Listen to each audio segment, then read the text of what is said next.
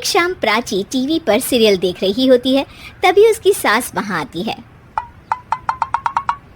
अरे सीरियल में तो ऐसे मग्न है जैसे आज रात का खाना पड़ोसी आकर बनाएंगे। मुझे पता ही नहीं था आपने अपने बेटे की शादी पड़ोस में भी की हुई है। हैं? मतलब?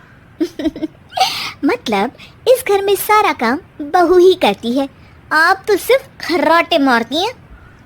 अच्छा जी, फिलहाल तो तुम आराम फरमा रही हो, चलो जाओ, ये मेरे टीवी देखने का समय है।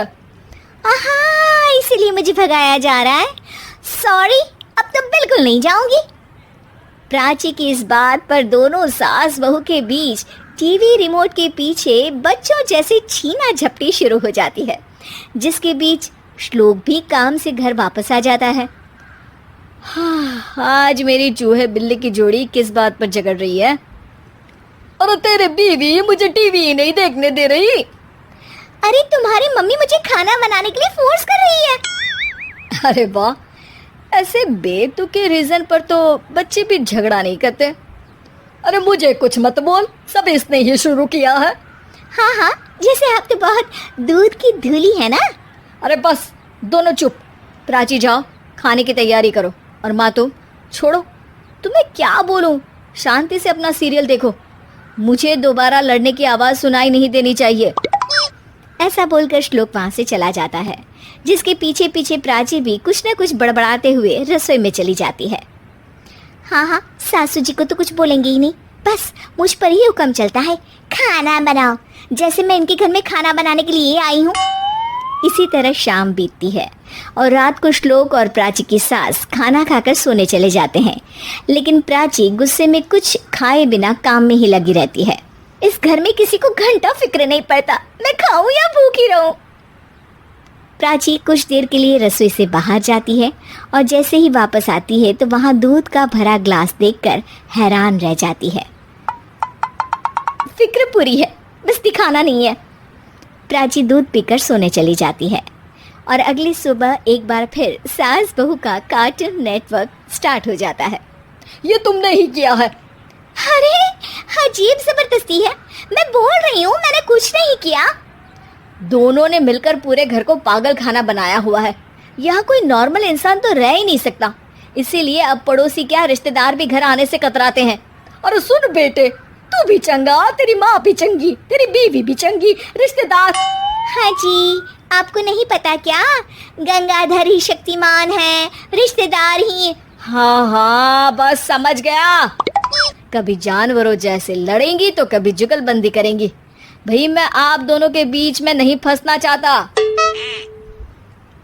सास बहू की इस मनमौजी जोड़ी से परेशान होकर श्लोक अपना सिर खुजलाता वहां से चला जाता है। चलो अब मैं भी कीर्तन में जा रही हूँ।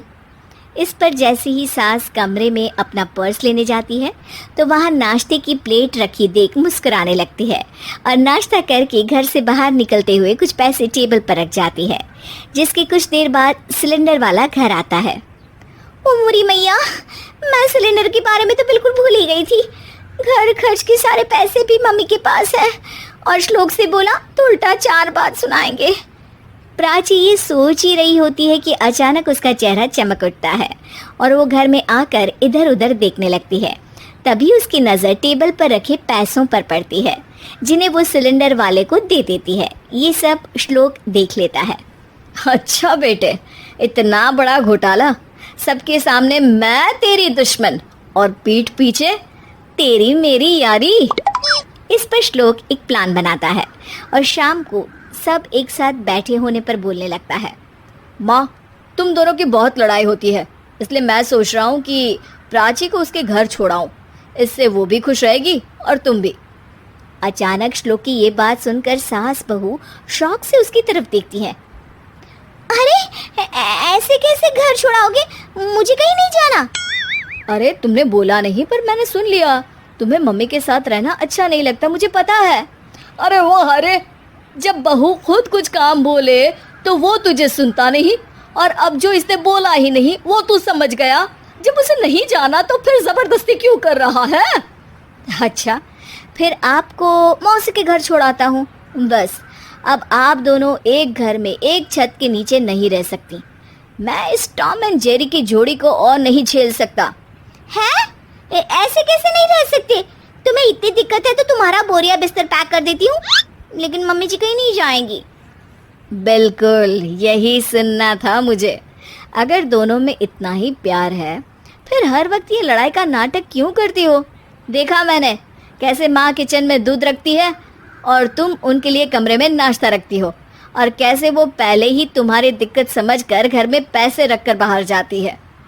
अरे भाई, इतना ड्रामा तो डेली सोप में भी नहीं होता जितना तुम दोनों ने इस घर में फैलाया हुआ है।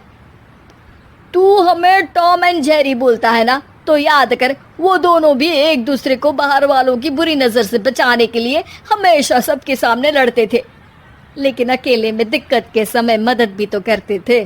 बस हमारा रिश्ता भी कुछ ऐसा ही है। और वैसे भी अगर सास बहू में तू मैं नहीं होती तो दुनिया वालों को कहानियाँ कैसे मिलेंगी?